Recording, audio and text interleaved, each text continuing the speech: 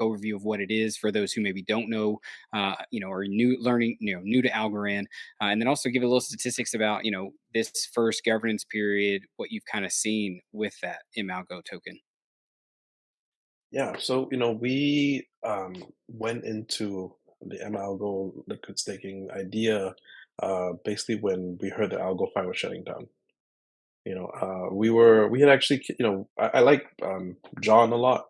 Where we were talking throughout the first half of the year. So when he had announced that, they were shutting down, I think it was a bit of a shock to the entire ecosystem. And I can't say that we were super ripe to jump into DEX or a money market, but we kind of thought to ourselves like it wouldn't be healthy if there was only one liquid staking token running around, which was gALGO at a point in time. And I had used gALGO before. I had tried it. I think it's a good product.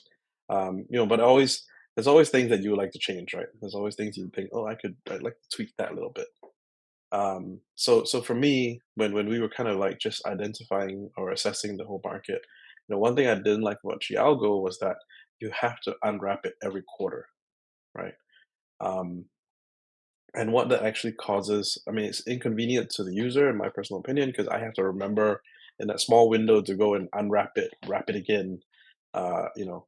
But then it also causes quite a lot of TVL flux for protocols. If you go and look at the Coin Market Cap or sorry, not Coin Market Cap, DeFi Llama charts for Algorand, and you look at some of the bigger protocols, every quarter there's a big dip for like 1 or 2 days, because that's when everybody's withdrawing their gAlgo, going to unwrap it, and then wrap it again, and then they pump it back in. But so you have this period where there's no liquidity in the system, right? Which I don't think is great for the ecosystem too. Um, and then they in the beginning, I think they weren't charging fees, and recently they went to this fee model where they're charging you on mint. Um, and I mean, I can understand obviously because of the nature that they set it up. The person who mints it receives the reward regardless of whether they hold on to the gAlgo or not. Um, they had, it was better to be that way. But I mean, these are all kind of things that we would have liked to tweak, right? So we came up with our concept, which is mALGO. So the idea with mALGO is you stake your token, and it's similar or in concept to what's happening on Ethereum or Polygon or Solana, in the sense that you just put your token in. Um, when the rewards are paid out, it accrues in the escrow pool. So effectively, your one mALGO is worth more algo, right? You don't need to unstake and stake every quarter. It just continues to accumulate constantly. If you forget to vote, it's okay. You don't lose your yield either or your rewards. We take care of the voting for you. Um, and yeah, I mean, generally the whole driving idea for it was convenience, right? And we're trying to make it well, as we iterate on the product, we try and make it more convenient as we go along.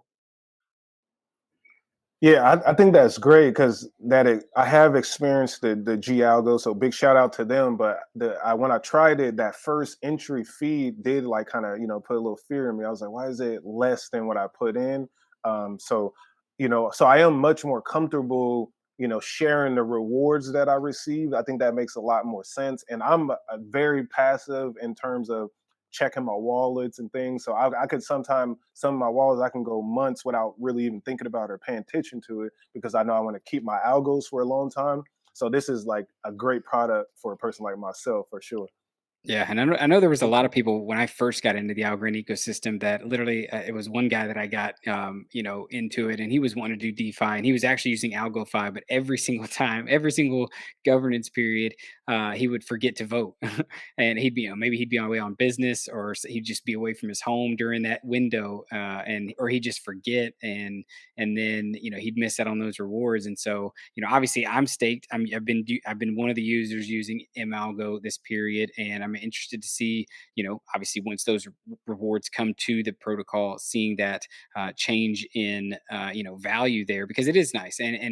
Even say I were to stay staked all the way through, I don't have to worry about unminting my mALGO. I can keep it in there even through the next one, say halfway through the next period. Even if I pull out, I'm still getting the rewards that I earned in the first period, although I may not get the rewards in the second period. So I do love the ability to stay passively staked. And even like you said, definitely when you look at the DeFi Llama chart for Algo TVL, it's like mountains. It's literally like it, and it is trending in the right direction of going up for the most part.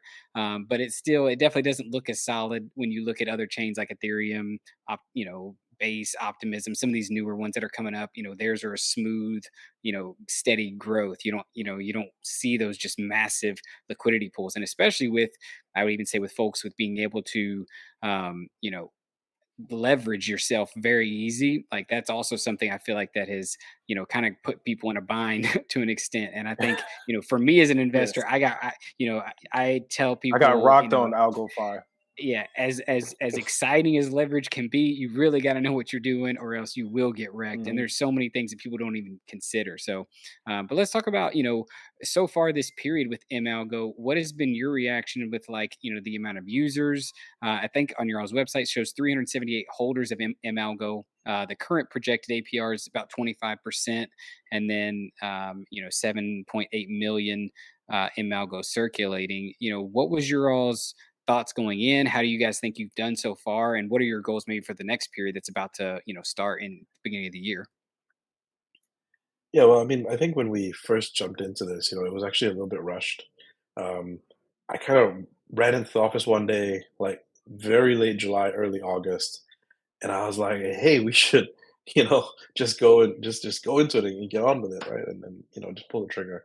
And so we had like 6 weeks to really get it up and make sure it was battle tested. So I think my dev team that we put on this, credits them. They did a pretty good job in a short amount of time. And there's quite a lot of thought that needs to go into designing something like this, just in terms of like the UI and all your edge cases, right? Um, so kind of with a short turnaround time, and I'd say, like, again, we're not the best marketers in the world. We are trying to get better at that. But I think when we first went out, we didn't have a super high like target. 8 million was the amount that was committed the first time round, and we thought, okay, for a first round, that's not too bad. And obviously, since just coming out, we didn't have a lot of things in place, right? Like we didn't have the DEX pools, we didn't have a lot of use cases. We actually the audit had already started and it was looking good, but we hadn't received the final audit report yet. So over the last quarter, since the quarter ended in October, or the commitment period ended in October, a lot of that's come through. So we've completed the audit and we'll be releasing the final audit report very soon. Um, I think with that also we're launching with other platforms for use cases. So I can't mention names right now because we haven't actually gone live, but there'll be more things you can do with your mALGO. And I think with those things in place, I'm hopeful that, especially if people like yourselves, thank you for your support, but they've tried it the first time, they get a little bit of confidence in it. They actually see how it works and understand the differences. And we're hopeful that we can get more people supporting us and coming in together with us the next time around.